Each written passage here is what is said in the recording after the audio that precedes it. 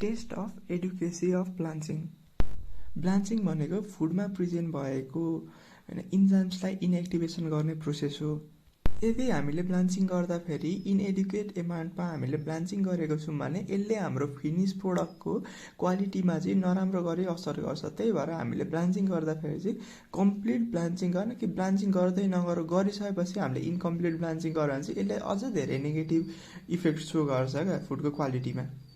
हामीले ब्लान्चिङ गरेको मेटेरियल चाहिँ कम्प्लिट ब्लान्चिङ भयो कि भएन भनेर चाहिँ हामी दुई खालको इन्जाइम टेस्ट गर्छौँ, पेरो अक्साइडेज इन्जाइम टेस्ट र क्याटाइलेज इन्जाइम टेस्ट। किन यो दुईवटा इन्जाइम टेस्ट गर्ने भन्दाखेरि यो इन्जाइमहरू चाहिँ सबभन्दा बढी हिट रेजिस्टेन्स इन्जाइम हो। यदि यही दुईवटा इन्जाइम चाहिँ इनएक्टिभेट भएको छ भने चाहिँ हामी हाम्रो प्रोडक्ट चाहिँ कम्प्लिटली ब्लान्चिङ भयो भनेर बुझ्छौँ। यदि अब यो दुईवटा इन्जाइम प्रेजेन्ट छ भने चाहिँ अझ हाम्रो ब्लान्चिङ चाहिँ कम्प्लिट भएको छैन, अझै गर्नुपर्ने छ भन्ने हामी बुझ्छौँ। हामीले चाहिँ यो एक्सपेरिमेन्टमा आलुलाई चाहिँ कतिन्जेलसम्म हामीले बोइलिङ गऱ्यौँ भने त्यसको कम्प्लिट इन्जाइम इनएक्टिभेसन हुन्छ, यानि कि हाम्रो ब्लान्चिङ प्रोसेस कम्प्लिट हुन्छ, त्यो डिटरमाइन गर्न गइरहेको छौँ। फर्स्टमा चाहिँ हामीले आलुलाई सुरुमा 1.5 क्युबिक सेन्टिमिटरको साइजमा काट्नुपर्ने हुन्छ। अब हामीले आलुलाई किन सानो सानो पिस पार्ने भन्दाखेरि यदि साइज ठुलो छ भने त्यो हिट सेन्टरसम्म पुग्नको लागि धेरै टाइम लाग्छ क्या। त्यही भएर जति सानो हामीले पिस पार्यौँ त्यति छिटो हिट सेन्टरसम्म पुग्छ नि त। त्यही भएर हामीले सानो पिस काट्नुपर्छ। हामीले आलुलाई ब्लान्चिङ पानीमा बोइल गरेर गर्न आँट्यो, त्यही भएर हामीले पानी लिने होइन, अनि त्यसलाई अब हिट गर्ने बोइल भइन्जेलसम्मको लागि।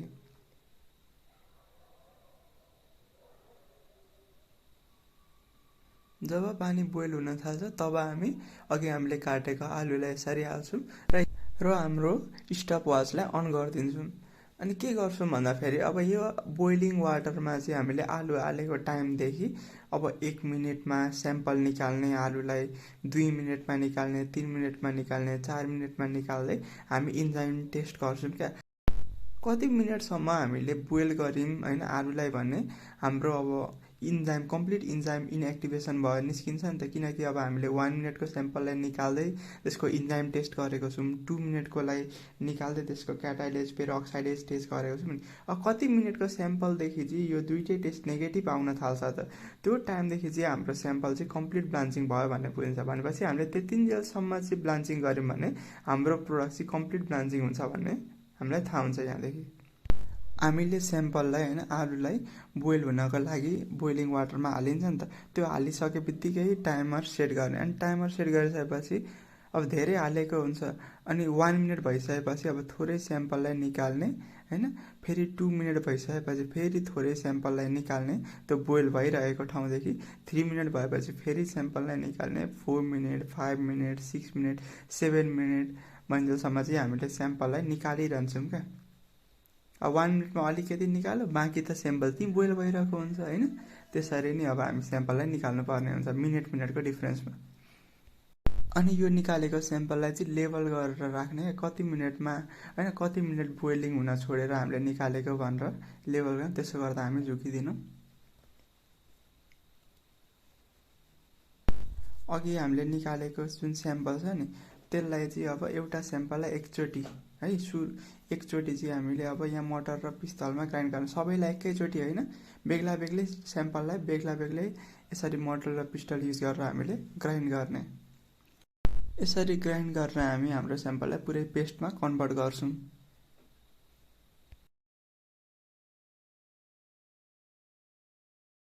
अब यसरी ग्राइन्ड गरेको स्याम्पलमा हामीले डिस्टिल वाटर चाहिँ 10:1 को रेसियोमा हाल्नुपर्छ।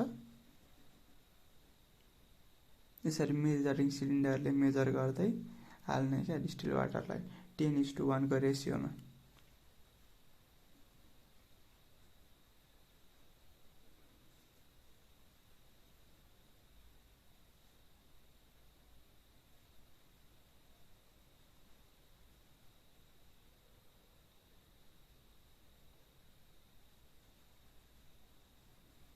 अनि यसरी हालिसकेपछि अब हामी फेरि मिक्स गर्छौँ, यसलाई मजाले मिक्स गर्ने है।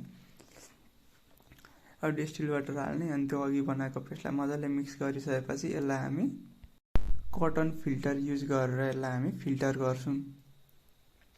यसरी होइन रुवाले राख्ने अनि त्यहाँदेखि माथि चाहिँ हामीले बनाएको जुन अघि मिक्सचर छ नि त्यसलाई माथि यसरी हाल्ने। अनि त्यसपछि अब त्यो अर्को फिल्टर पेपर जस्तो त तप्लक त झर्दैन, अनि यसलाई चाहिँ निचोर्नुपर्छ क्या।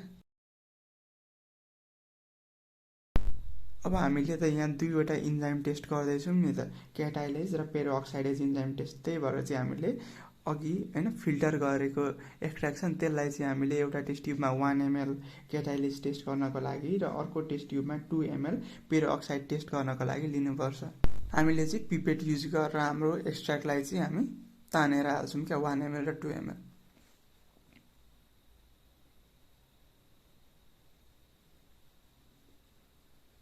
यसरी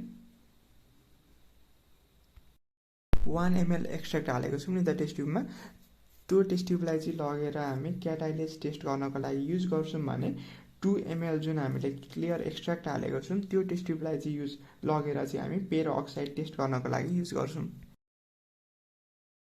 हामीलाई क्याटाइलेज टेस्ट गर्नको लागि चाहिन्छ 3% हाइड्रोजन पेरोक्साइड सोल्युसन जुन चाहिँ हामीले अघि बनाएको थियौँ।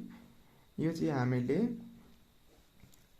अघि हामीले 1 ml हालेको थियौँ नि एक्सट्र्याक्ट टेस्ट ट्युबमा, त्यसमा चाहिँ हामीले यसमा 2 ml 3% hydrogen peroxide solution add गर्ने। अनि त्यसपछि यसलाई लगभग 5 मिनटको लागि छोडिदिने क्या यत्तिकै।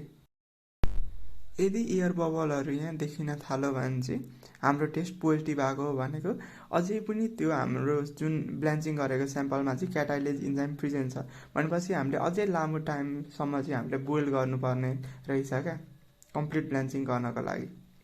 अब क्याटाइलेज टेस्ट त सकियो, त्यहाँपछि अर्को हाम्रो टेस्ट छ पेरोक्साइड टेस्ट।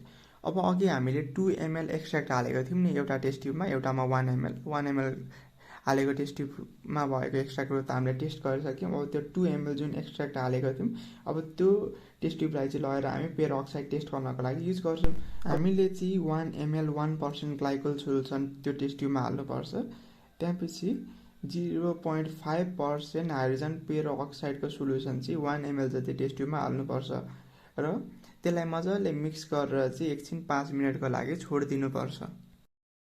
यसरी नै ब्राउन या रेडिस ब्राउन कलर आयो भने चाहिँ हाम्रो टेस्ट पोजिटिभ आएको हो कि, यानि कि अझै पनि हाम्रो पेरोक्साइडेज इन्जाइम चाहिँ कम्प्लिट इनएक्टिभेट भएको छैन भनेपछि अझै हामीले लामो समयसम्मको लागि त्यो हाललाई बोइल गर्नको लागि छोड्नुपर्ने रहेछ भन्ने हाम्रो बुझिन्छ है।